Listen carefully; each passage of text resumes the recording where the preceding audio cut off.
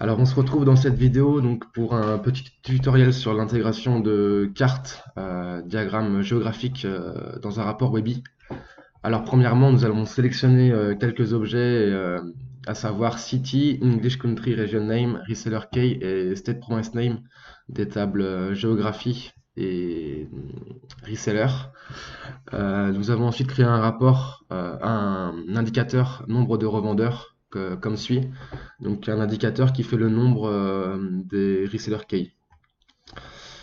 Voilà. Alors le prérequis avant d'intégrer un diagramme géographique sur Webby, dans un premier temps, en fait, il faut faire un clic droit sur la dimension géographique et la modifier en tant que géographie comme suit. Donc là, par exemple, l'objet English Country Region Name, cela concerne les noms de pays.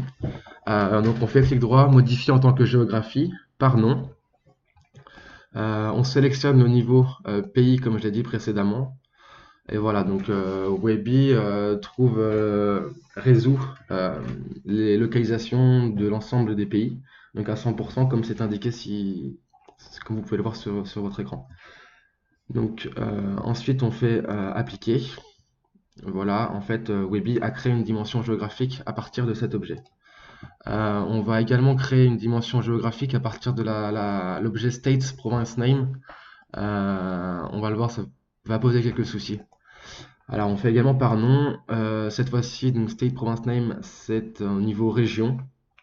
Voilà, donc on s'aperçoit que Webby, donc sur les 65, il en résout 49. Sur les 65 localisations, il y en a 3 qui sont non résolues et 13 manquantes. Donc les manquantes sont en général introuvables. Bon là, c'est sans doute donc on peut sélectionner manuellement l'emplacement des villes manquantes ou non résolues. Donc là, par exemple, pour cette région, on a un emplacement Canada. Donc ça doit sûrement être ça.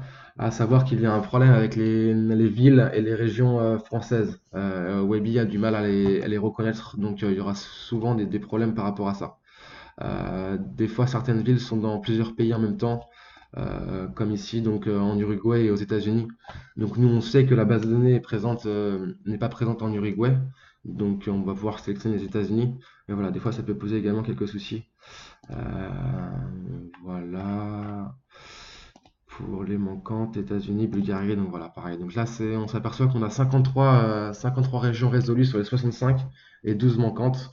Les manquantes sont, voilà, ça va être des régions françaises que Webby a du mal à trouver. Donc là encore, une fois on fait appliquer, puis OK.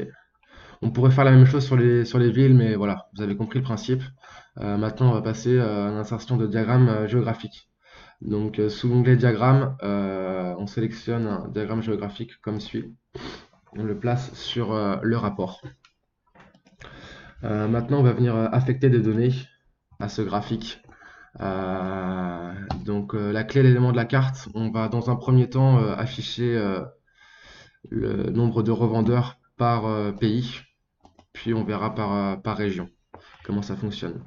La valeur de l'élément de la carte, donc là on sélectionne l'indicateur créé précédemment, à savoir le nombre de revendeurs. Voilà, on fait appliquer, puis OK.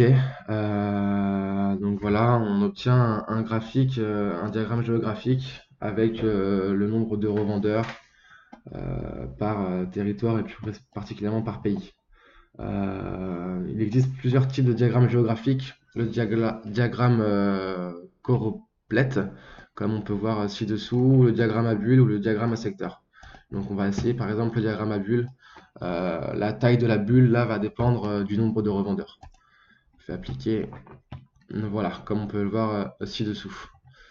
Diagramme à secteur, en fait, là on peut rajouter un élément, donc on aurait pu rajouter un élément, par exemple le chiffre d'affaires de revendeurs par pays. On aurait pu avoir une taille, la taille du rond en fait par rapport au chiffre d'affaires et une sous-division après avec le nombre de revendeurs. Donc on va rester sur un diagramme choroplète comme ceci.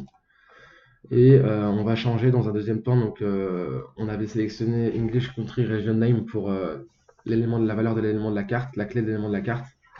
On va maintenant se placer sur les régions. voir un peu ce que ça donne. Donc pareil, on applique, à savoir que Webby met un petit symbole attention en fait, comme on a vu précédemment, il y a 13 valeurs de régions françaises qui ne sont pas renseignées. Donc on ne les retrouvera pas sur la carte. On fait appliquer, OK, et là voilà, on s'aperçoit que Webby colore automatiquement les éléments de la carte par région cette fois-ci, donc on voit comme on peut le voir sur la carte. Voilà, merci pour cette vidéo.